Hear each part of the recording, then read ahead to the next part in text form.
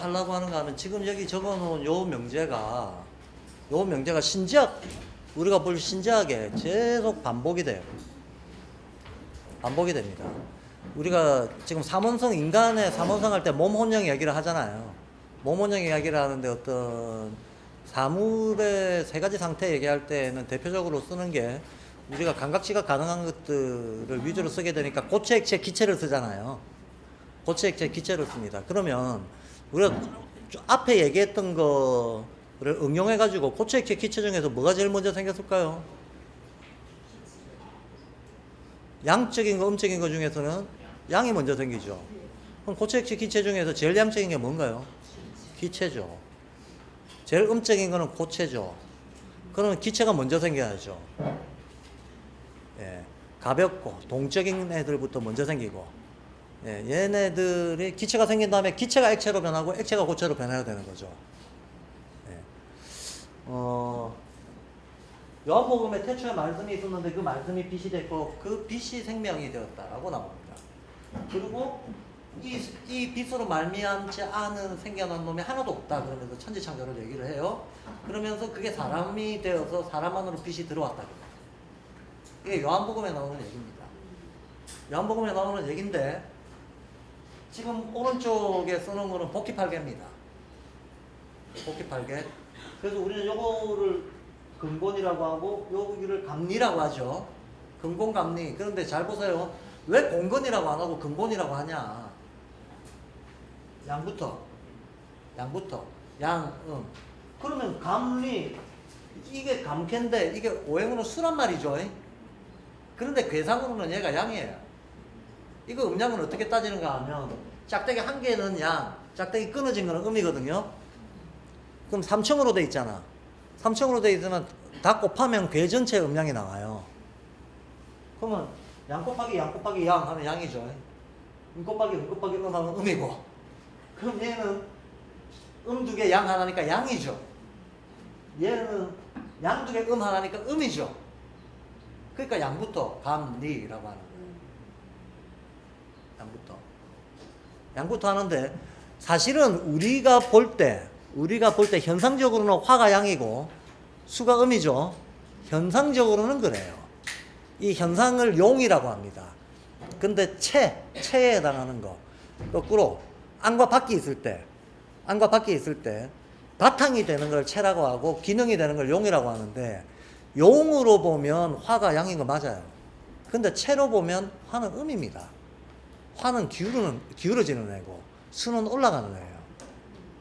그래서 수승화강이라고 얘기하잖아요. 수가 오르는 애입니다. 화가 오히려 내려오는 애입니다. 이거는 그래서 음양이라고 하는 놈이 사실은 계속 상호 전환하면서 또 안과 밖이 서로 다르게 작용하는 힘이 있기 때문에 이런 논리를 우리가 좀 알 필요가 있는 게, 왜냐하면 동감과 반감 이런 것도 동감이 양이냐 음이냐 되게 헷갈립니다. 간단한 것 같으면서 또 헷갈리는 것 같으면서 또 간단해요. 보통 여기서도 슈타이너도 얘기하고 있는데 슈타이너도 분명히 동감이 끌어당기는 힘이다 그렇게 얘기해요. 예, 끌어당기는 힘이다라고 얘기를 하면서도 또 어떤 배척하고 경계짓는 건 반감이다 이런 얘기도 해요. 근데 이게 사실은 동감이라고 하는 힘도 안팎이 달라요. 안이양이면 밖은 음이고 이렇게 되는 거죠. 똑같은 것도 안팎이 다르고 상하가 다른 거예요. 그래서 예를 들면 동감 반감 얘기 나왔으니까 좀 이따 할 거니까 그냥 예로 말씀을 드려볼게요. 좋아. 동감이라고 하는 거는 끌어당기는 힘입니다. 정서적으로도 의식적으로도 일체화하려고 하는 힘이 동감입니다. 이렇게 끌어당긴다는 것만 생각했을 때에는 음적인 거예요. 갖다 붙이려고 하는 거니까. 일체화하려고 하는 힘은 갖다 붙이려고 하는 거니까 음적인 겁니다. 분명히. 그런데 거꾸로 그럼 반감이라고 하는 건 밀어내려고 하는 힘입니다. 근데 밀어냄으로 인해 가지고 대상화가 되고 대상화가 됨으로써 패턴화를 시킴으로써 여기에서 어떤 개념 논리들을 형성하게 되는 게 반감의 작용이거든. 반감의 작용이에요. 그러면 반감이라고 하는 게 밀어낸다라고 하는 측면에서 봤을 때는 양이에요. 근데 패턴화 시킨다라고 하는 측면에서 봤을 때는 음인 거죠. 그러면 동양식으로 말하면 채는 양인데 용은 음이다. 이렇게 표현하는 거예요. 거꾸로 동감은 어떻게 되냐? 끌어당긴다. 이거는 근본적으로 음이라는 거예요. 근본적으로 음입니다. 그런데 동감은 기본적으로 의지감성사고에서 의지 쪽에서 올라오는 건데 에테르 아스트랄 중에서 에테르 쪽에서 올라오는 겁니다. 에테르라고 하는 게 열이거든요. 열. 생명력이거든. 그럼 생명력이라고 하는 거는 굉장히 활동적이거든요. 그래서 얘는 바깥으로는 사실은 내부적으로 보면 얘가 하는 작용은 끌어당기는 거기 때문에 음이에요. 그런데 바깥으로는 얘 굉장히 활동적입니다. 활발합니다. 온데 호기심을 발휘하면서 돌아다니면서 다 일체화시키려고 하는 거지. 일체화시킨다는 건 음인데 온데 싸돌아다니는 건 양이에요. 이해가 되시죠? 이렇게 동감도 안으로 보느냐 밖으로 보느냐 채로 보느냐 용으로 보느냐에 따라서 음양을 겸하고 있다. 반감도 음양을 겸하고 있다. 이걸 알아야 돼요. 그래서 어느 기준으로 동감 반감을 얘기하는가에 따라서 작용이 달라집니다. 작용이 달라집니다. 그래서 배척하는 것이 반감이다. 이건 단순하게 말하면 그렇게 볼 수 있지만 실은 어차피 동감이든 반감이든 하나만 있는 경우는 없어요. 둘이가 상호작용합니다. 상호작용하는데 어떤 거가 먼저 선행하고 어떤 것이 후행하면서 어느 배율로 섞여서 결과적으로 어떻게 나타난다. 이렇게 봐줘야 돼요. 그거는 동감 반감 얘기할 때 다시 얘기하기로 하고요. 지금 이게 그러니까 요한복음 창세기에 나오는 이 얘기가 비유가 아니고 실제다라고 하는 걸 얘기하려고 하는 겁니다. 비유가 아니고 실제다라고 하는 거. 태초에 말씀이 있었다라고 할 때 이 말씀이 제가 아까도 그랬잖아요. 말이라고 하는 게 뭐겠느냐 결국. 말이라고 하는 건 소리. 소리는 소리인데 아무 뜻없는 소리가 아니고 뜻이 있는 소리. 그게 말이다. 뭐 우주에서 뜻이 있는 소리가 있다. 이때 우주의 뜻이라고 하는 건 뭐겠어요? 일정한 운동 질서와 방향성을 얘기하는 겁니다. 일정한 운동 질서와 방향성이 있기 때문에 일정한 힘을 뿜어내게 되는 거죠. 이게 스피릿이죠. 그 일정한 힘이 만들어내는 마찬가지로 일정한 현상이 있는 겁니다. 이게 바로 뜻이 있는 소리입니다. 이거를 태초의 말씀이라고 얘기하는 거예요. 그러면 태초에 어떤 진동이 있는 거죠. 태초에 진동이 있었다. 어떤 진동이 있었다. 그럼 진동이 퍼져나갑니다. 진동이 퍼져나가가지고 뭉치면 그게 빛이 됩니다. 진동이 뭉친 게 빛이 된다. 한마디로 열이 모여서 빛이 된다. 진동이라고 하는 건 열이에요. 그렇죠? 진동은 열입니다. 진동이 모이면 빛이 된다. 빛이 되면 보이기 시작하죠. 이 빛이라고 하는 게 그러니까 빛이라고 하는 것은 말씀의 응축입니다. 진동의 응축. 진동의 응축이 빛이 됐다. 그럼 이 빛 자체가 가지고 있는 에너지량은 훨씬 클 거 아닙니까? 얘를 응축시킨 거니까 에너지량이 일정 수준에 도달함으로 인해 가지고 아주 동적인 뭔가를 재현해냅니다. 모든 창조는 자기를 재현하는 거예요. 그럼 빛은 열이 모이니까 운동성이 응축되는 거 아니야. 운동성이 응축된 빛이 똑같이 운동하는 어떤 것들을 만들어낸다는 거예요. 생명체들을 만들어낸다. 그로부터 이제 창조가 다 일어난다는 거죠. 그리고 그 창조의 끝에 제일 진화한 존재가 사람이라는 뜻이에요. 창조는 단순한 것들도 있고 복합적인 것들도 있고 여러 청이들이 있는데 이 여러 청이 중에서 가장 복합적인 게 인간인 거죠. 가장 복합적인 게. 네. 그러면 대충 이 정도 얘기를 해놓고 이게 8개인데요. 8개에서는 이 8개를 지금 제가 딱 이게 양극의 대칭이죠. 한번 보세요. 양하고 음하고가 대칭이라고 보면 양양양인데 밑에서부터 올라가는 겁니다. 양양양. 얘는 음이니까 딱 대칭이잖아. 감리를 볼까요? 음양음. 양음양 딱 대칭이잖아요. 음양 짝대기 한 개씩 다 일일이 1대1 대칭이 돼 있죠. 여기를 볼까요? 진쾌. 양음음. 음양양. 대칭이죠. 딱 대칭으로 지금 다 돼 있는 거예요. 이게 양극 대칭입니다. 양극 대칭이 있으면 순환이 일어나고 운동이 일어나야 돼요. 순환이 일어나고 운동이 일어날 때 아까도 십진법에서 제가 10은 안 쓴다 그랬잖아요. 이거를 동양에서는 본체 불용이라고 합니다. 어떤 바탕을 이루고 있는 애, 걔는 있는 듯이 없는 듯이 다른 작용들을 있게끔 만들어주면서 자기 스스로는 없는 듯이 있는 거예요. 예. 요걸 본체라고 하는데, 본체는 용어로는 안 나타난다라고 봐요. 용어로는 안 나타난다? 그럼 본체 불령에 해당하는 게 근본입니다. 이 근본 라인은 기본 범위를 잡아주는 역할을 하는 거예요. 그러니까 얘 자체는 움직임으로 안 나타나요. 예. 얘는 장만 제공하는 겁니다. 나머지 세 개가 움직임으로 나타나는 거죠. 세 개가 움직임으로 나타날 때 제일 기본적인 거는 제일 양적인 게 제일 활동적이고 제일 양적인 게 제일 먼저 움직인다 라가 돼요. 근데 이 중에 제일 양적인 게 요 전체 중에서 제일 양적인 게 어디냐?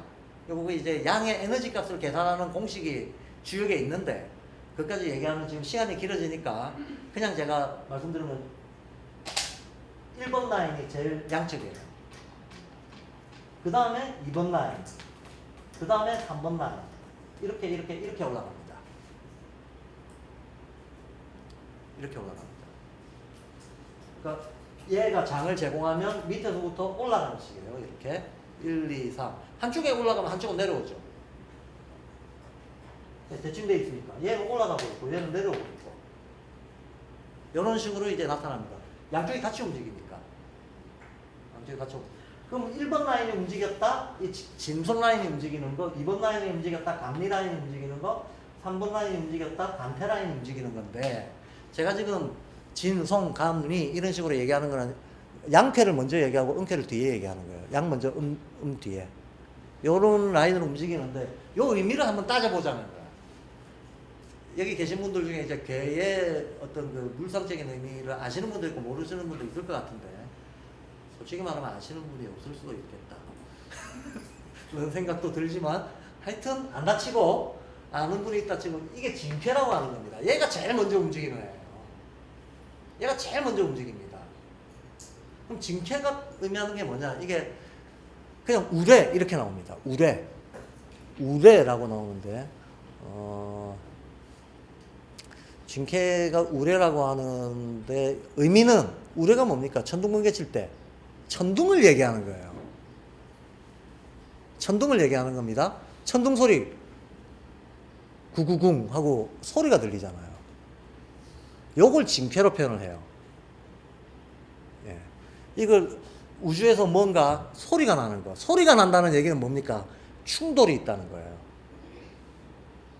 에너지 장애 충돌이든 원자의 충돌이든 뭐가 됐든지 간에 충돌이 있다는 겁니다. 힘의 충돌이 있는 데서 소리가 나옵니다. 쿵 하고 소리가 나오는 거, 이게 제일 먼저 움직입니다. 얘가 움직이면 요거는 바람이라고 합니다. 송쾌는 바람이라고 해요. 그럼 바람이 의미하는 바는 뭐겠습니까? 퍼나르는 거야. 퍼뜨리는 거예요.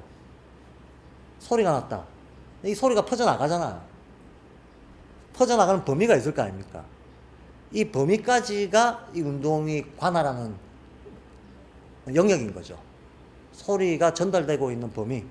그러니까 퍼져나가는 힘, 그걸 손이라고 해요. 소리가 먼저 있고 소리가 퍼져나간다. 오케이. 그게 1번. 소리가 퍼져나가는 요거, 소리 같은 어떤 에너지 충돌에 의해서 이 파장이 퍼져나가는 거, 이거를 동양에서 뭐라고 하냐? 기라고 해요. 기. 이걸 기라고 합니다. 우리가 이 글자로 표현하는 거 있잖아요. 기운 할 때 기자. 동양에서 기공할 때 기자. 이걸 기라고 합니다. 자, 이게 기입니다. 그러면 여기 두 번째 감리 라인에 가면 감리인데 이게 물이 된다는 거야. 얘가 퍼져나가가지고 퍼져나가고 이게 계속 수없이 반복이 되면, 자, 충돌해서 열기가 생겨가지고 퍼져나가고 열기가 생겨서 퍼져나가고 이게 수없이 반복이 되면 얘가 뭉쳐가지고, 그럼 얘가 기체잖아. 기체 라인 다음에는 뭐가 나와야 됩니까? 액체. 수가 받는 거예요. 수가 받습니다. 수가 받고 수 중에서도 더 미세한 어떤 부분들, 뭉치지 않은 아직까지는 떠도는 부분들, 이게 빛이에요. 근데 사실은 우리가 빛이라고는 하지만 빛은 두 종류의 빛이 있습니다. 능동적인 빛도 있고 수동적인 빛도 있어요. 흡수하는 빛, 조사하는 빛, 이렇게 두 가지가 있는 거예요. 그래서 한문에서는 이게 개념적으로 딱 나뉩니다. 그리고 물도 맑아요. 물도 빛이 있습니다. 예. 물이 어두운 것만 아닙니다. 현실의 물은 어둡죠. 물의 양이 많은 바다 같은 거는 검은 거로 우리가 표현을 합니다만, 애초에 물의 어떤 원상이라고 하는 건 투명해요. 그래서 두 가지 말을 쓰죠. 명자가 밝을 명자잖아요. 투명이라는 말이 있고 광명이라는 말이 있잖아요. 투명은 물에다가 쓰는 거고 광명은 불에다가 쓰는 거죠. 우주의 순서에서는 투명이 먼저 온다는 거예요. 투명이 먼저 오고 투명으로부터 광명이 나온다라고 봅니다. 예. 은하수라고 하죠. 숫자가 물 숫자잖아요. 별빛을 물에다가 비유를 한 거예요. 이 사람들은. 예. 투명에서 광명이 나온다고 봅니다. 근데 어쨌든 요 라인은 액체 라인이죠. 요 액체 라인을 정이라고 합니다. 동양에서는. 정. 요 마음 심자 붙이면 안 됩니다. 그거는 사랑보다 더 슬픈 건 정이라고 할 때 그 정이 돼버립니다. 아, 초코파이 정. 초코파이가 정자 붙여가지고 한국에서 히트 쳤잖아. 어? 뭐 인정, 초코파이, 뭐 사람 냄새 어쩌고저쩌고. 중국에 가서 정, 초코파이 해가지고 안 팔렸대요. 그래서 저기 대표 글자를 바꿨더니 불티나게 팔렸대요. 뭐로 바꿨는지 혹시 아세요? 인이 예지할 때 인. 그래서 중국에서는 초코파이가 인으로 나가요. 이게 인간의 문화적인 감수성이라고 하는 게 이렇게 습관적이잖아. 이게 무섭습니다. 근데 어쨌든 뭐 중국인들이 그만큼 어떤 유교 문화에 보이지 않는 영향을 많이 받고 있다는 거죠. 뭐 인이 예지의 인, 이거야말로 인간의 어떤 최고 경지다라고 하는 무의식을 가지고 있다는 얘기죠. 나쁘지 않죠. 그렇죠. 어쨌든 요걸 정이라고 합니다. 요걸 정이라고 하고, 그 다음, 그러면 기체 나오고, 어? 액체 나왔으면, 그 다음에 고체 나와야 될 거 아닙니까? 형태 있는 것들. 형태 있는 것들. 요걸 형이라고 합니다. 그래서 기정형이라고 합니다.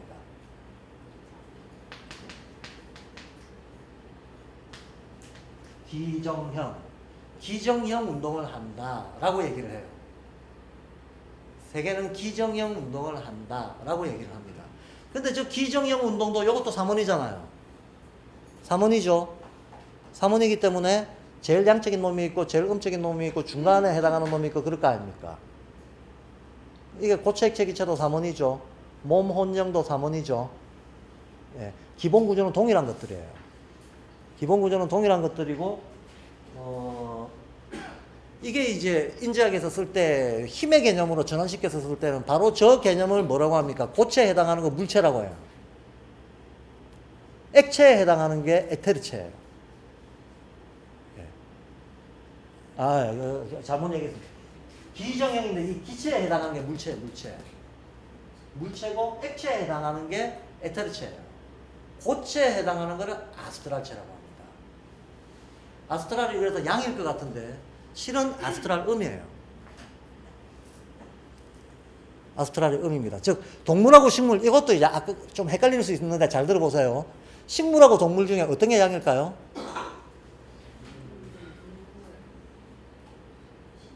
제가 아까 안팎이 다르다 그랬잖아요. 체형이 다르다 그랬잖아요. 체형이. 뭐가 먼저 나옵니까?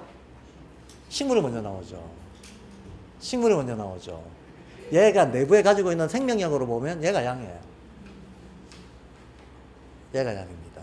동물은 겉으로 보면 얘가 양이에요. 겉으로 활동성은 동물이 훨씬 커요. 그러나 내적인 생명력은 식물이 훨씬 커요. 예. 동물은 곧바로 소진하고 그냥 죽고 말아버리지만 식물의 번식력, 이거 동물은 못 따라갑니다. 예. 그래서 안팎이 다르다는 것만 이해를 하시면 음량을 그때그때 달리해도 이건 이 기준이구나, 저건 저 기준이구나 하고 기준이 다르다는 것만 이해를 하시면 별로 헷갈릴 일은 없어요. 근데 어쨌든 요거를 인지학 용어에서는 에테르다라고 얘기를 하고, 요걸 인지학 용어에서 아스트랄이다, 요걸 물체다라고 얘기를 해요.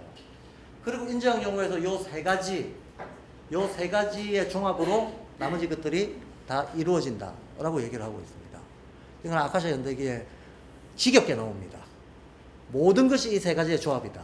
라는 식으로. 예. 그래서, 자, 지금 제가 아까 전에 4개 얘기를 했는데, 요거는 요한복음이고, 요거는 8개고, 그죠? 요거, 조금, 뭐, 치판이 좀 길면 제가 아까 전에 4개 또 한쪽 보여드렸을 텐데, 기본 구조가 똑같다라는 얘기를 하는 거예요. 기본 원리가 똑같다. 그럼 이 기본 원리 똑같은 이거는 그럼 자의적으로 나온 건가? 자의적으로 나온 게 아니고 천문관측해가지고 나온 거다. 천문관측을 해보니까 제가 아까 그 평면에다가 이렇게 태양계를 그렸지만 약간 입체적으로 그리면 이게 지구다. 이게 적도하고 자오선이다. 이쪽이 북쪽이다라고 보면 남쪽이다. 이거 길게 얘기 안 하겠습니다.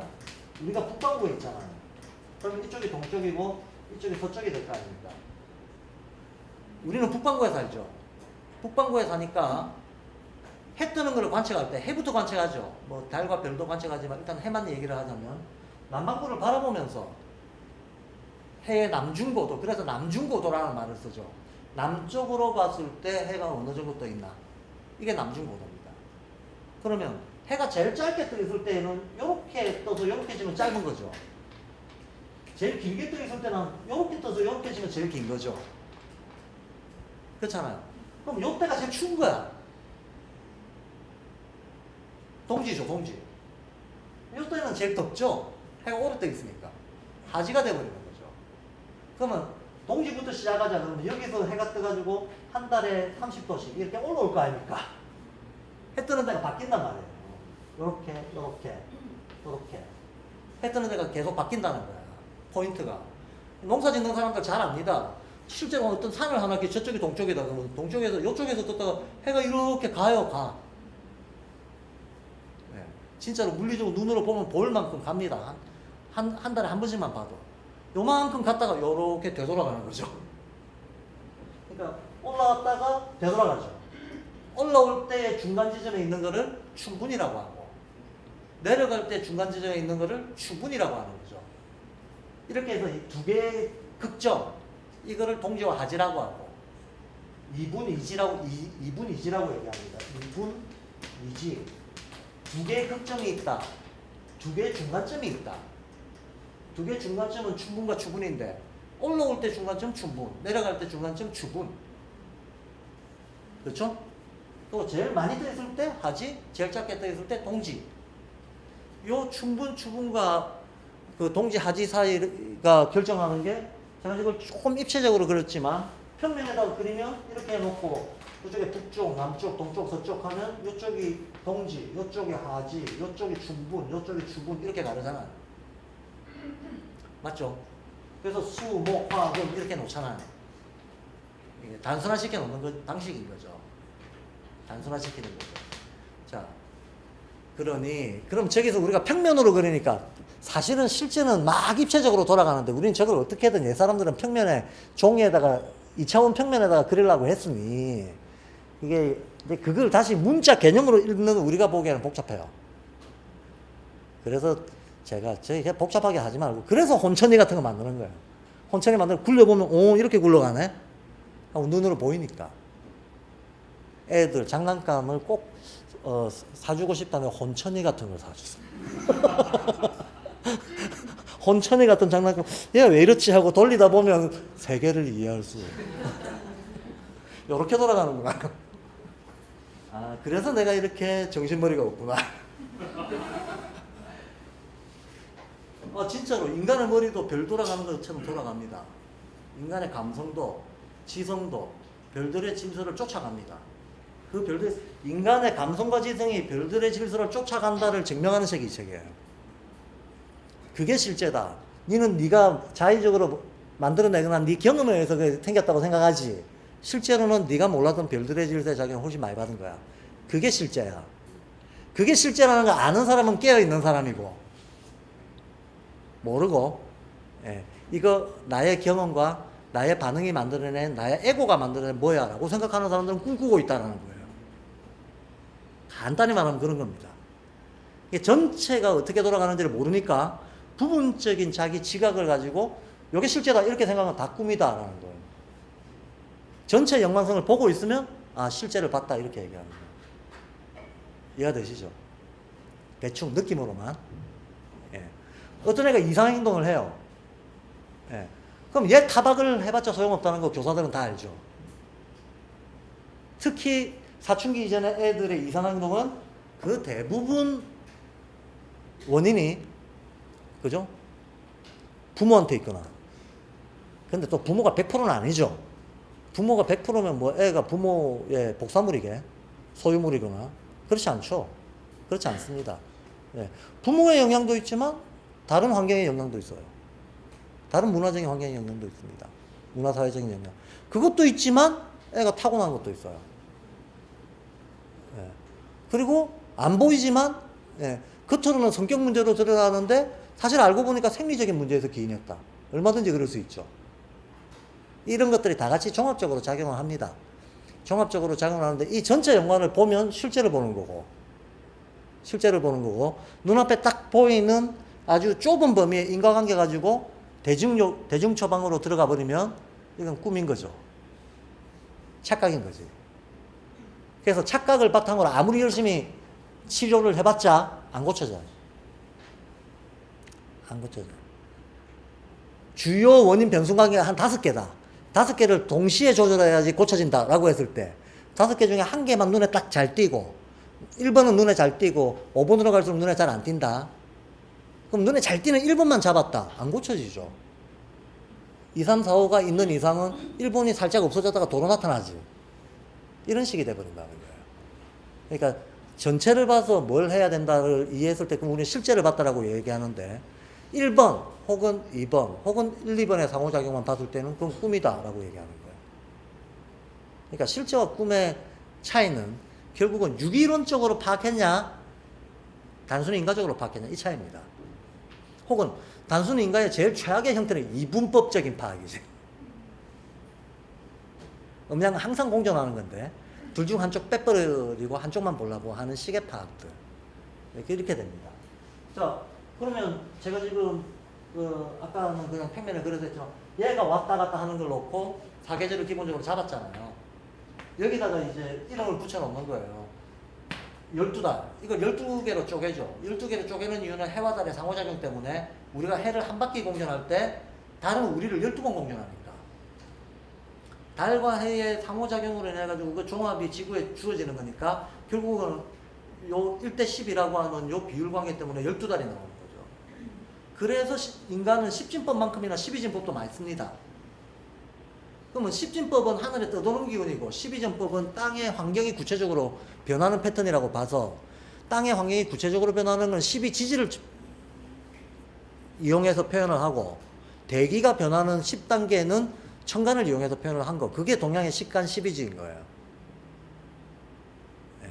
식간 12지인 거. 여기다 이름을 붙이는 거죠. 자월, 자, 추, 인, 묘, 진, 사, 오, 미, 신, 유, 술, 해 하고 이게 12지지입니다.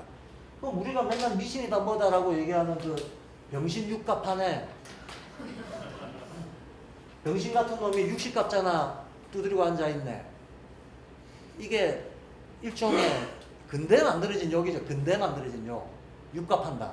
육갑한다는 게 육식갑자 계산하는 걸 얘기하는 거잖아요.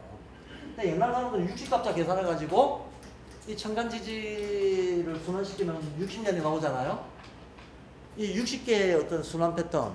아, 대기와 대지가 현재 이렇게 상호작용하고 있다. 이 기운이 세상을 주도하고 있다를 표현해주는 문자가 60갑자인데 이 60갑자를 가지고 나머지를 추론하는 게 이게 유기이론론이거든요. 그렇잖아요. 이게 유기이론론이지. 지금 행성들이 어떻게 움직이고 있다 이 말이잖아요. 그 때문에 지구가 어떤 영향을 받고 있고 대기는 어떤 영향을 받고 있다. 이걸 표현하고 있다고. 이거에 따라서 동식물이 어떻게 달라지고 인간의 심리 생리가 어떻게 달라진다. 병리는 어떻게 달라진다. 이걸 보려고 하는 게 60갑자 세는 겁니다. 이게 전형적인 유기이론론입니다. 그런데 이제 근대에 들어와서 뭐 패러다임이 바뀌고 나니까 이 모든 것들이 미신 취급을 받고 이 모든 것들이 구닥다리 주술 취급을 받게 되니 근대에는 병신 육갑한다는 얘기를 하게 되지만 옛날에는 육갑하는 게 곧바로 도트는 길이었죠. 그리고 지금도 사실은 육갑을 만약에 자유자재로 다룰 수 있는 사람이 있다 그러면 도트는 경제 절반은 같습니다. 누군가가 육갑을 자유자재로 다룬다든가 괴를 자유자재로 다룬다. 예, 그거는 뭐 사실 진짜 현실적으로 보면 저는 그런 사람을 본 적이 없어요. 자유자재로 다룰 뿐만 아니라 이걸 개념논리 지식으로 다루는 게 아니고, 예, 육갑을 안 따져보고도 자기가 실감할 정도 되면 이 사람은 뭐 끝났지, 게임 끝난 거죠. 이 사람이 쉽게 말해서 슈타이너 같은 사람이 그런 능력이 조금 있었던 거죠. 육갑을 안 따져봐도 기운을 볼 수 있는 경지. 예, 이 경지를 이제 이쪽 신지학 쪽 개념으로는 이걸 마나스라고 합니다. 마나스. 물론 이제 마나스의 능력은 특별하게 보는데 좀 특화되어 있는 게 있습니다만, 그보다 조금 더 높은 경지는 보는 거 이상의 보이지 않는 걸 보는 거 능력을 마나스의 능력이라고 얘기하는데, 아까도 제가 그랬지만 빗전에 말씀이 있다 그랬잖아요. 그러니까 보는 거와 관련된 시각적인 어떤 은유, 상징, 이거 이전에 청각적인 은유, 상징이 훨씬 더 고도한 거거든.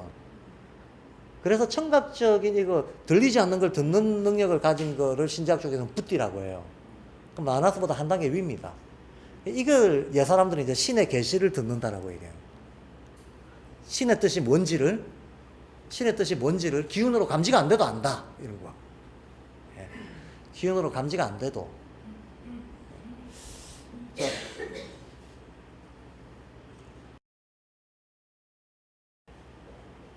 그리고 나중에 이제 그 해당되는 부분이 나오면 제가 말씀을 드리겠지만, 슈타이너는 자기 스스로 자기가 마나스다라고 여러 군데에서 얘기합니다. 나는 마나스다. 그래서 아카시 연대기를 내가 봤다라고 표현을 하고, 오이리팀이 천사들을 봤다라고 표현을 하는 거예요. 나한테는 그게 사실은 눈으로 보는 시각적인 건 아니죠. 명상으로 보는 거예요. 명상으로 보는 건 이미지네이션 능력이 뛰어나다는 거예요. 머릿속에 상으로 떠올리는 거죠. 상으로. 천사들 볼 수 있어요. 만약에 우리가, 자, 제가 지금 실제에 대한 얘기를 좀 했는데, 만약에 우리가 별 기운을 내가 느낀다라고 한번 가정을 해봅시다. 못 느끼겠지만. 예, 지금 하지가 지나고 복날이 가까워졌는데, 이 복날에 가까워지는 요때에 행성들의 배치가 어떻게 되어 있고, 그것이 대기와 대지를 어떻게 변화시키고 있다는 걸 내가 익히 알고, 그거를 공기로도 느끼고, 열로도 느끼고, 이런 거를 체감적으로 아는 사람이 있다고 한번 가정을 해보죠. 예. 있다고 가정을 해보면, 이 사람은 쉽게 말해서, 지금 이게 기운의 흐름이 있는데, 이 기운의 흐름을 자기가 느끼고 있다는 거잖아요. 자기가 느끼고 있으면, 이 기운들이 만들어내는 광물, 식물, 동물, 인간의 상태에 대해서도 자기가 느끼고 있다는 거잖아요. 자기가 느끼고 있고, 그걸 하나의 고정된 상으로 느끼는 게 아니고 운동하는 흐름으로 느끼고 있다는 거거든요. 그걸 운동하는 흐름으로 느끼고 있어서, 예컨대 기운이 지금 이렇게 변하고 있으면 요 다음 단계가 되면 현상들이 전체적으로 어떤 색깔로 변하겠네, 어떤 형태로 변하겠네. 아주 구체적으로 어떤 식물이 있는데, 이 식물의 색깔이 지금 뭐 진한 녹색이고 꽃잎은 노란색이다라고 한번 해보죠. 지금은 이렇지만 얘가 이 흐름대로 하면 열흘 뒤, 20일 뒤에는 어떻게 변하겠네 하는 게 떠오를 거 아닙니까? 이게 자기 눈으로, 마치 눈으로 보듯이 이렇게 떠올라지는 거, 머릿속에 이미지로 떠올라지는 거, 요거를 이미지네이션 능력이라고 해요. 이게 흔히 말하는 훤히 보인다라고 하는 거죠. 예.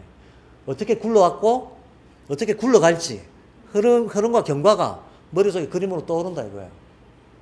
요거를 떠올려 가지고 다른 사람들하고도 공유할 수 있을 정도로 이렇게 도식화를 하거나 정형화를 해 가지고 아예 상으로 제시를 할 수도 있고, 그러니까 아예 상으로 제시를 하는 데에는 현실적인 여러 가지 예술적 표현 기법들이 필요하죠. 표현 기법들이 필요한데, 이 표현 기법이 있건 없건 이거를 자기 내면의 관념의 상으로 떠올려서 이해할 수 있는 능력을 가진 사람. 안 보이는 데가 보이는 거죠, 이게. 바로. 그래서 슈타이너 같은 능력자들은 이런 거지. 근데 사실 슈타이너 같은 능력을 슈타이너만 가지고 있는 건 아닙니다. 어떤 사람들은 말이에요. 슈타이너는 애 그림거리 딱 보고, 애 생긴 골상 딱 보고, 아, 얘 성격 어떻겠네. 짐작하잖아요. 그럼 그림거리에 불균형한 거 딱 보고, 왜냐면 장부가 어디가 틀어졌겠네. 그럼 장부가 어디가 틀어졌으면 얘 성격에 어떤 영향을 미치고 있고, 얘 식습관에는 어떤 영향을 미치고, 그럼 얘를 지금 잡아주려면 어떤 음식을 먹여줘야 되겠네. 그럼 얘는 지금 기질이 어떠하고 심리 상태가 어떤 상태가 돼 있으니까 얘한테 필요한 분위기는 뭐겠고 이 분위기를 위한 색깔은 뭐겠고 그죠? 얘의 어떤 리듬을 어떻게 잡아줘야지 좀 균형을 잡겠네 하는 게 떠오를 거 아닙니까? 이게 전체적으로 이게 떠올라지는 거 이게 바로 만화세 능력이에요. 이게 만화세 능력입니다. 그러면 사실은 어느 수준까지는 이게 나중에 공기처럼 밥 먹듯이 밥 먹고 똥 싸듯이 자연스러워지는 수준이 만화세겠지만 밥 먹고 똥 싸듯이 자연스러워지지는 않는다 하더라도 그런 질서가 있다는 걸 알아가지고 열심히 훈련을 할 수는 있겠지 우리가. 예, 열심히 훈련을 할 수는 있을 테고 실제로 훈련에 의해서 어느 수준까지는 올라가집니다. 근데 이 훈련할 때 중요한 것은 능력 자체를 키워야 되는 거지 훈련 과정의 도식들을 매뉴얼하면 안 된다는 거예요. 관찰 능력 그 자체를 키워야 된다는 거예요. 예, 공식을 가지려고 하지 말고. 예, 왜냐하면 워낙 모든 대상들은 상황과 그때그때의 특성이 고유하거든요. 고유하기 때문에 이걸 공식은 참고는 될 수 있고 도움은 될 수 있지만 절대 의존하면 공식에 의존하는 순간 오판한다. 공식에 의존하면 오판한다. 이거를 슈타이너가 여러 군데에서 계속 강조를 하고 있습니다. 우리도 마찬가지입니다. 교사가 아이들 대할 때도 마찬가지예요. 애들 기질이 뭐다라고 이해할 때도 마찬가지예요. 그놈의 기질이 가만히 있지 않거든. 예. 상황에 따라서 상대에 따라서 변하거든요. 변하는데 변했을 때 어떤 변화가 가미된 거를 내가 가지고 있는 틀거리로 끼워 맞춰서 이해해버리면 이게 바로 아까 맨 처음에 게타가 얘기했던 원현상에 어긋나는 거야. 이건 지금 내가 원현상을 본 게 아닌 거야. 내 가정을 가지고 꽤 맞추는 거지. 네. 이렇게 하지 마라. 요거는 주의사항으로 이제 계속 주의사항. 여기까지 이제 천문에 대한 얘기까지 여기까지만 하겠습니다. 대략 어떤 얘기인지 대략 전달이 되죠. 네.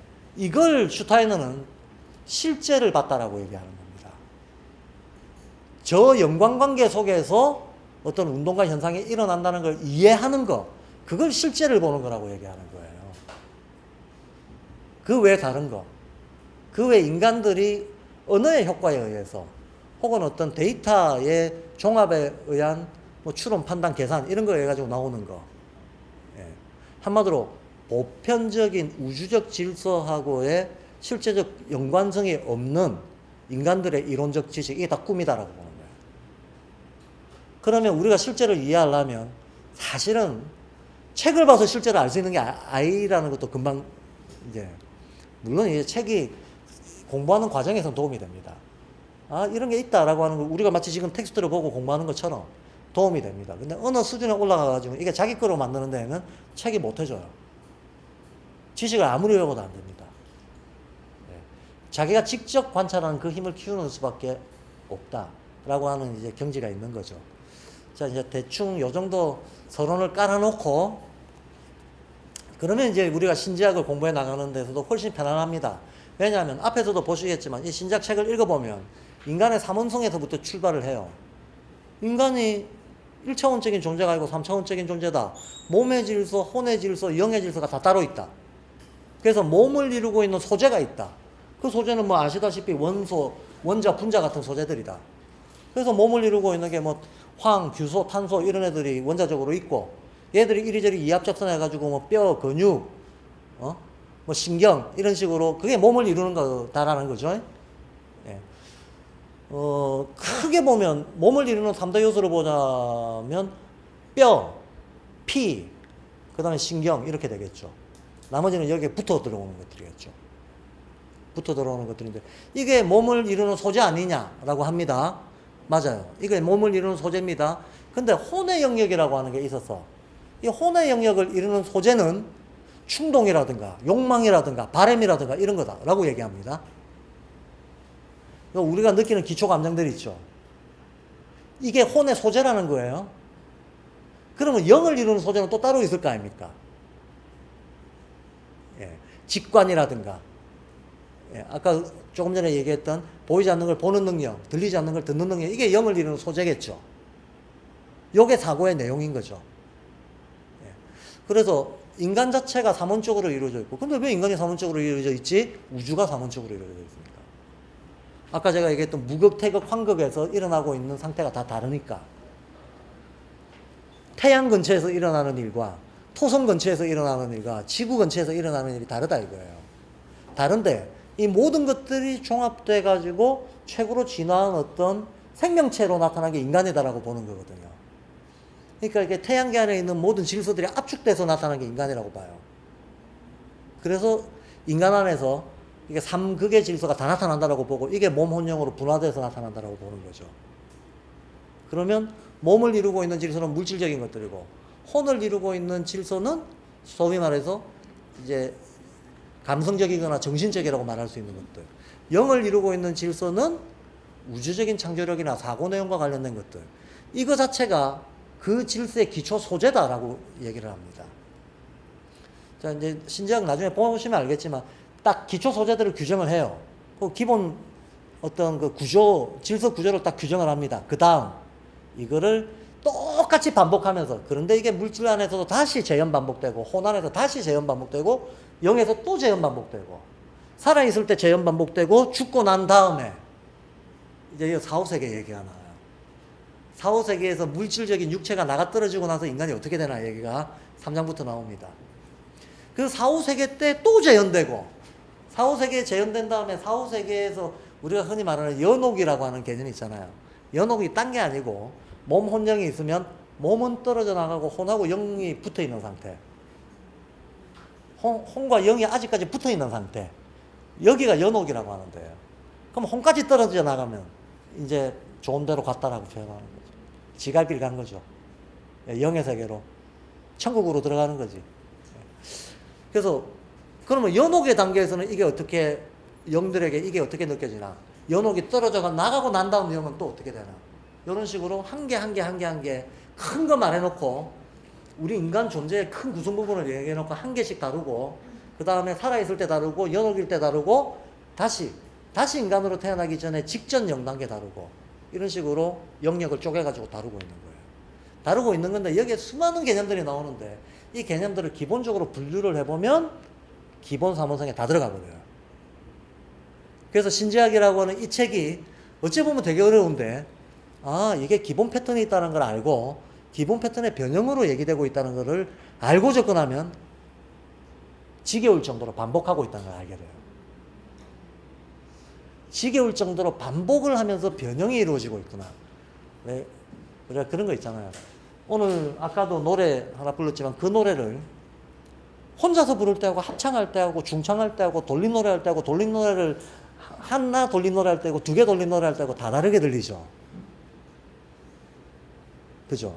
음악이라고 하는 놈도 아무리 히트친 곡도 가만 들어보면 기본 멜로디 되게 단순한데 이 기본 멜로디를 어떻게 변주하거나, 예, 살짝 바꿔가지고 변조를 하거나 변주를 하거나 해가지고 아주 다양한 어떤 효과를 내죠. 똑같습니다. 인간의 살아있는 상태, 죽은 상태, 혹은 아예 그냥 우주적인 영에 함유되어 있는 상태까지도 실은 기본 패턴을 가지고 다 설명해 버려요.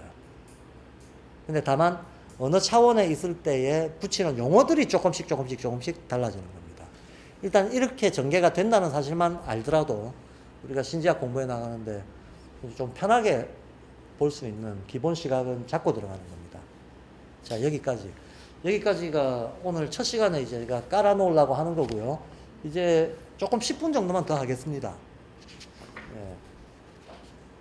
왜냐하면 여기 기본적인 용어들이 나와서 기본 용어에 대해서 앞으로 어떻게 써나갈 거다라고 하는 소개를 드려야 되기 때문에, 지난번에 이미 한 거지만 우리 마음 안에서 일어나는 거를 여기서는, 이 책에서는 공감과 반감이라고 되어 있어요. 근데 저희 학교에서는 이제 용어를 아까 나름대로 좀 이제 공론화 시킬 수 있는 용어를 바꿔나가겠다 노력을 하고 있는데, 정확하게 공감이 틀렸다는 건 아닙니다. 쓸 수 있는 용어입니다. 근데 공자하고 동자하고 한문의 의미가 다르거든요. 공이라고 하는 것은 단체가 하나가 되는 것을 공이라고 해요. 동이라고 하는 것은 나를 기준으로 내가 일체화하려고 하는 것을 동이라고 하는 겁니다. 그래서 심퍼시라고 하는 이 작용이 실은 인간의 어떤 의식적 정서적 일체화 의지로 나타나는 거기 때문에 공을 쓰기보다는 동을 써야 된다는 거예요. 한마디로 내 생각이 모두가 다 같아야 돼. 이렇게 우리는 원하지 않아요. 그게 아니고 나하고 같은 놈을 찾으려고 하는 거야. 가까운 데에서 나와 같아지기를 바라는 거예요. 이해가 되시죠? 예. 공동체 전체를 생각하는 게 아니고 소위 심퍼시가 작용하는 방식이 공동체 전체가 어찌해야 된다 이렇게 작용 안 한다는 거야. 나를 기준으로 나와 동일시하는 것을 원하는 식으로 작동을 한다. 그러니까 공감이 아니고 동감이라고 하는 게 맞다라는 겁니다. 반감은 그냥 반감이라고 써도 됩니다. 반감은 안티퍼시, 여기서 이제 중요한 거는 퍼시라고 하는 게 영어로는 패션이잖아요. 이게 능동적인, 활동적인 열정 이런 거잖아요. 사람한테 나타날 때는 감성적이고 감정적으로 나타나는 걸 다 패션이라고 합니다. 그럼 안티퍼시는 거기에서 벗어나는 거죠. 거기에서 벗어나. 한마디로 냉정해지는 겁니다. 냉정하게 대상화시키는 걸 얘기하는 겁니다. 아주 사례를 들어서 얘기하자면 이렇죠. 우리가 강아지에 대해서 알 수 있는 지식의 종류는 크게 보면 두 가지입니다. 같이 놀아보고 알 수 있는 것과 해부해봐서 알 수 있는 것. 같이 놀아보고 알 수 있는 것은 정서적인 알미고 해부를 해봐야 알 수 있는 것은 분석적인 알미죠. 크게 보면 이 분석적인 알은 반감이 있어야만 나타난다는 거예요. 이 정서적인 알은 동감이 있어야만 나타난다는 거예요.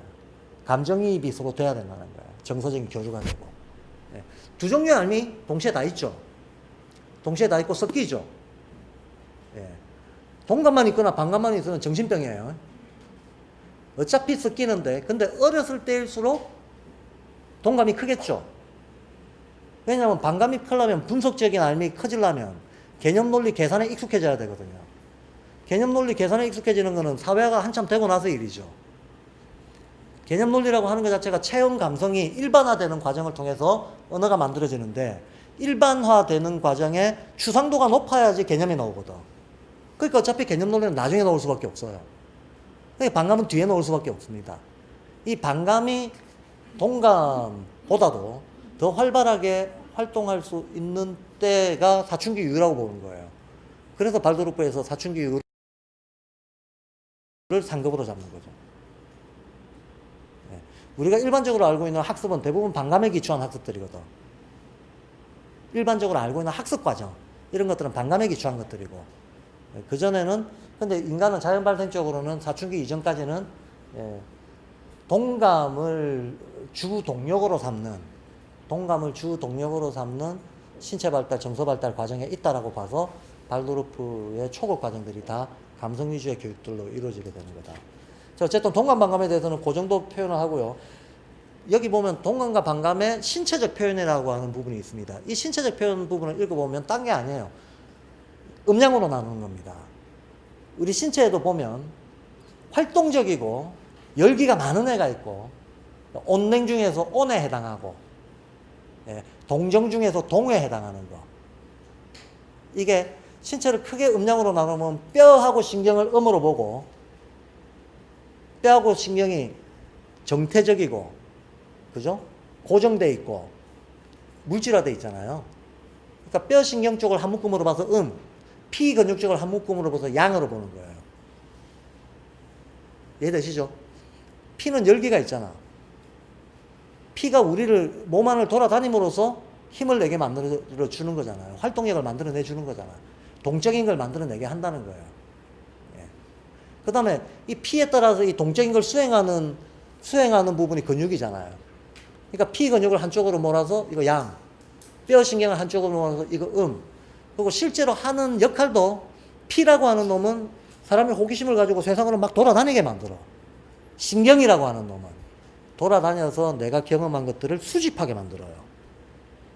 신경이 첫 번째로 작용할 때는 감각을 통해서 작용하고 이 감각이 총집합해가지고 작용할 때는 뇌잖아요. 뇌가 감각이 받아들인 정보를 총 데이터 망라해가지고 패턴화시키는 장이잖아. 그 말은 신경의 대장이라는 거지, 얘가.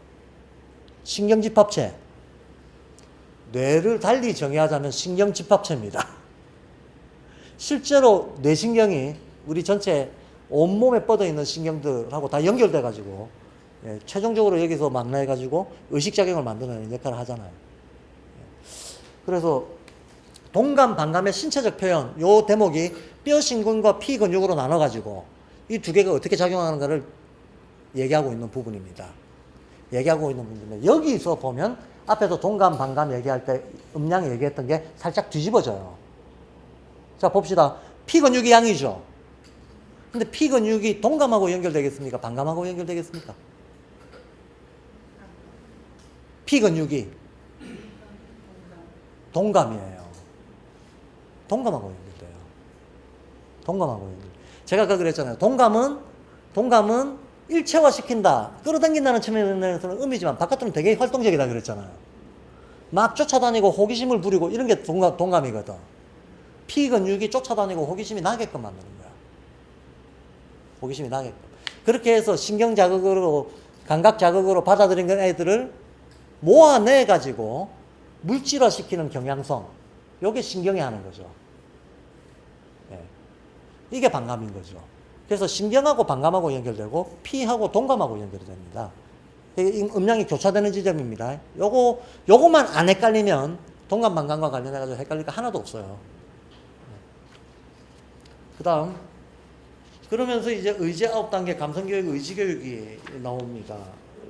지난 시간 복습하는 겁니다. 이 의지 9단계는 나중에 보시면 알겠지만, 인간의 몸, 혼령 3원성을 다시 3원성으로 쪼개가지고 9단계라고 얘기하는 거예요.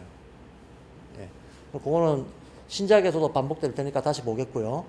그 다음에 이제 감성교육, 의지교육이 나오는데, 의지감성사고라고 하는 개념이 나오거든요.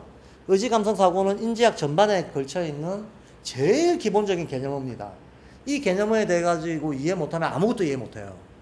그런데 여기서 제가 지금 몇 가지, 이게 내용이 뭐 길게 하자면 하염없이 길어질 수 있는데 딱 압축해서 정의만 하고 넘어가겠습니다. 슈타이너가 말하는 의지, 자, 일단 이걸 알아야 됩니다. 칸트도 마찬가지고 니체도 마찬가지고 슈타이너도 마찬가지입니다. 인간들이, 제가 아까 그랬잖아요. 깊이 공부한 사람들은 언어가 전부 은유라는 걸 알 수밖에 없다. 그럼 언어라고 하는 걸 써서 내가 말하고 싶은 걸 표현하고 싶은데 안 맞아요, 이게. 사람들의 통념상의 이해하고 내가 전달하려고 하는 메시지가 안 맞단 말이야. 안 맞으면 새로운 언어를 만들어내면 소통이 더 안 돼. 그래서 어쩔 수 없이 대철학자들, 대사상가들은 은유 비유를 사용하든지 이야기식으로, 아니면 기존의 개념을 맥락적으로 살짝 비틀어요. 기존에는 이렇게 사용해 왔지만 나는 이 개념에 어떤 의미를 더해서 사용할게 하고 조건을 거는 거죠. 가령 예를 들어서 표상이라는 개념이 있는데 리프레젠테이션을 표상이라고 번역합니다, 우리가. 근데 서양 철학에서 리프레젠테이션이라고 하는 건 기억을 떠올리는 걸 얘기하는 거예요. 기억을 떠올리는 걸 얘기하는 겁니다. 재현. 어제 내가 커피를 마셨다. 그 다음날이 됐다. 커피는 내 눈앞에 없지만 머릿속에 상으로 떠오르잖아요. 이걸 리프레젠테이션, 표상이라고 합니다.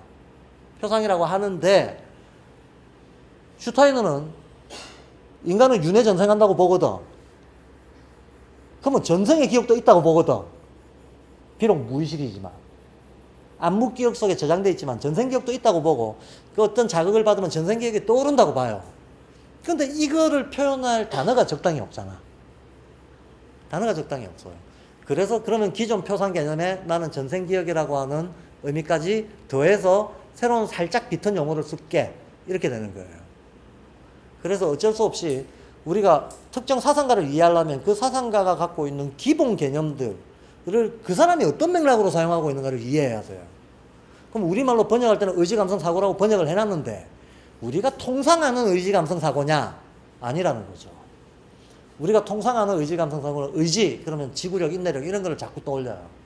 근데 슈타이너가 말하는 의지는 그런 게 아닙니다. 슈타이너가 말하는 의지는 영어로는 will, feel, think라고 하죠. 슈타이너가 말하는 will이라고 하는 거는 타고난 걸 얘기하는 거예요. 타고난 거. 그럼 뭘 타고나냐? 물질적으로는 유전자를 타고나죠. 유전자를 타고납니다. 정신적으로는. 정신적 성향은. 물론 정신적 혼적인 거에도 유전자가 들어옵니다. 그런데 영적인 거는 부모 유전자하고 아무 상관없다고 봐요. 자기의 고유 까르마가 있다고 봐요. 네. 전생에서부터 온 자기의 고유 까르마, 그게 들어온다라고 봅니다. 그래서 유전자와 카르마 요게 의지의 내용물이다라는 거야. 그럼 유전자와 카르마가 바깥으로 드러날 때 어떻게 드러나냐? 체형으로도 드러나고 기질과 성향으로도 드러난다라고 보는 거죠. 예. 요게 의지입니다. 요게 의지라서 그래서 이런 용어를 쓰면 이제 안 되는 거죠. 의지 교육한다, 의지를 교육한다 이렇게 생각하면 큰일 나는 거예요. 의지를 교육한다. 까르마나 유전자를 교육해서 바꿀 수 있습니까? 하는 거예요. 그래서 의지는 교육의 대상이 아니다라고 얘기하는 거예요. 의지는 교육을 하기 위해서 우리가 받아들여야 될 이해의 대상인 거지. 이해를 하기 위해서 그 존재를 이해하기 위한 하나의 바탕이 그가 타고난 의지인 거지. 우리가 걔의 의지에 개입 못해요. 인간이 바깥에서 그 의지에 개입 못한다. 겉으로 살짝 어떤 상태에 개입해가지고 인위적으로 변형을 시켜 놓은 듯이 보이는 순간이 있을지는 모르겠지만, 만약에 그 아이의 카르마에 반하거나 유전자에 반하는 어떤 외부에서의 작용이 들어가죠. 무조건 부작용이 축적되고 언젠간 터져버립니다. 그리고 빠꾸돼 버려요. 마치 우리가 자연을 거스를 수 없는 거하고 똑같은 거죠. 예, 자연을 거스를 수 없. 그래서 의지 교육이 결코 의지를 교육하는 게 아니다라는 걸 이제 알아야 된다는. 자, 의지도 이런 의미로 사용을 하고 있다. 그럼 감성이라고 하는 것은, 슈타이너는 감각으로부터 비롯된 의식 활동은 전부 감성이라고 해요. 감각에 기초하고 있는 의식 활동은 다 감성이다. 그럼 감각에 기초하고 있는 의식 활동이 뭐냐 하면, 대표적으로 1차적으로 나타나는 건 감각 지각, 경험적인 알을 얘기하는 거예요.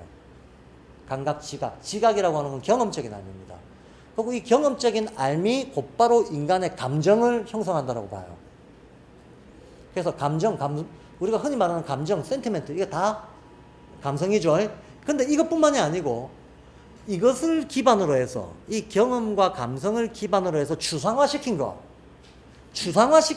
요게 개념이거든.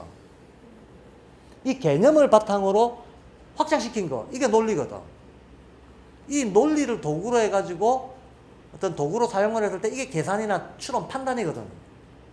그러면 계산, 추론, 판단까지 또 역시 감각으로부터 출발했다라고 보는 거예요. 인간은 자기 경험으로부터 출발한 거다, 이거. 경험 세계 안에 있는 거다라고 보는 거예요. 이 경험 세계 안에서 주어지는 모든 암, 이거 다 감성이다라고. 그래서 보통 쓰는 용법하고 다른 거죠. 우리는 감성이란 말을 로지컬, 레이셔널 이런 거하고 대비되는 의미로 사용을 하잖아요. 이성적이다, 감성적이다 대비로 쓰잖아. 그런데 실제로 우리가 일상적으로 쓰는 의미에서 이성, 감성 통틀어서 feel이다라고 얘기하는 거예요. 슈타이너는. 네. 그래서 슈타이너가 사용하고 있는 감성 개념을 보통 센티멘탈 개념하고 헷갈리면 안 됩니다. 감정적이라든가 이런 거하고 헷갈리면 안 돼요. 네. 그럼 감성도 그렇게 사용하고 있잖아요. 그 다음 사고라고 하는 건 뭐로 사용하고 있는가 하면, 아까도 얘기했는데 수학 잘하고 과학 잘하는 건 사고 아니라니까. 사고의 영향을 받았을 뿐. 사고 그 자체는 유기이론적 실제를 이해한 걸 두고, 유기이론적 실제를 단지 이해하는 게 아니고, 유기이론적 실제를 봤다라고 하는 것은 그 실제가 지금 어떻게 움직이고 있다는 걸 안다는 거고, 나하고 그 실제 움직임하고 일체화된다는 걸 얘기하는 거예요. 그렇게 일체화돼서 인식하고 행위하는 것을 사고라고 얘기합니다. 그러니까 사고는 사실은 깨달은 자들이 깨달은 눈으로 보는 걸 사고라고 얘기하는 거지. 일반적인 지적 활동을 사고라고 얘기하는 게 아니라는 거예요. 근데 물론 편의적으로 이거를 사고의 영향을 받은 추론, 계산 이런 것들도, 자, 그러면 아까 기초 감정하고 개념 논리 계산 추론 판단이라고 하는 거는 아무래도 개념 논리 추론 판단 이쪽이 사고의 영향을 더 많이 받는 쪽입니다. 반감의 영향을 더 많이 받는 쪽이고, 희노애락 이쪽은 아무래도 동감의 영향을 많이 받고 의지의 영향을 많이 받고 있어요. 뭐 물론 100%는 없고 다 섞여 있긴 하지만, 영향권으로 따지자면 이쪽이 경향적으로 사고 영향을 많이 받고 이쪽이 경향적으로 의지 영향을 많이 받아요. 그런 의미로 그냥 우리의 일상적인 사고도 사고라고 쓸 때는 있지만, 슈타이너적인 맥락의 의지 감성 사고는 정확히 조금 전에 정의했던 이 내용으로 구별이 되는 겁니다. 그래서 슈타이너가 명확하게 이런 의미로 탁탁탁 쓰고 있는 부분을 그렇다는 걸 모르고 읽어버리면 오해해버린다는 거죠. 예. 슈타이너가 사고라고 말한 부분을 우리는 지성, 이성 이렇게 이해해버리면 사실은 슈타이너는 그 부분은 감성이라고 얘기한다니까. 그러니까 이런 근본적인 오해가 발생해야 됩니다. 그래서 그게 네 번째 강의에서 다섯 번째 강의는 요 세 가지 영혼 활동의 어우리짐이라고 했는데 요 세 가지 영혼 활동이라고 하는 거는 뭐 어차피 삼원으로 인간을 다 보기 때문에 몸, 혼, 영, 물체, 에터라, 아스트랄 요 세 가지 요 세 가지가 동감, 반감에 있어서건 어디에 있어서건 혼의 각 단계, 몸의 각 단계 다 어우러져 있다 그 얘기하는 겁니다. 근데 여기서 이제 굳이 어우러짐을 이야기하는 이유는 이런 거죠. 모든 흐름은 유기이론은 그렇게 봅니다. 만약 아까 제가 이렇게 써놨던 이게 태양계에 어떤 질서가 있다 그러면 거기서 어떤 것이 더 주도적일 수는 있지만 어느 하나라도 영향에서 빠져 있을 수는 없을 거 아닙니까? 모든 곳에 있는 어떤 현상이 다른 모든 곳의 현상의 상호작용 값인 거지. 예. 어느 하나라도 누락되어 있는 경우는 없다는 거예요. 그러니까 다 배율을 따질 문제지 있고 없고의 문제가 아니다라는 거예요. 한마디로 내가 지금 어떤 병리 현상, 심리 현상이 생긴다 하더라도 아, 그 현상은 목이야 라고 얘기하면 안 돼. 목이 주도하고 있을 뿐인 거지. 예. 목이 과하거나 모자라거나 라고 말할 수는 있어. 그러나 그 현상 목 하나가 결정하는 게 아니에요. 목 주변에 있는 모든 목과 토금수, 일월목과 토금수가 다 같이 상호작용하고 있다는 걸 항상 봐야 된다. 라는 것을 강조하는 의미에서 어우러짐에 대한 얘기를 다섯 번째 강의에서 하고 있습니다. 자, 이렇게 해서 오늘 첫날 강의는 복습하고 전체 어떤 판을 좀 이해하는 걸로 마무리하도록 하겠습니다. 네, 고맙습니다.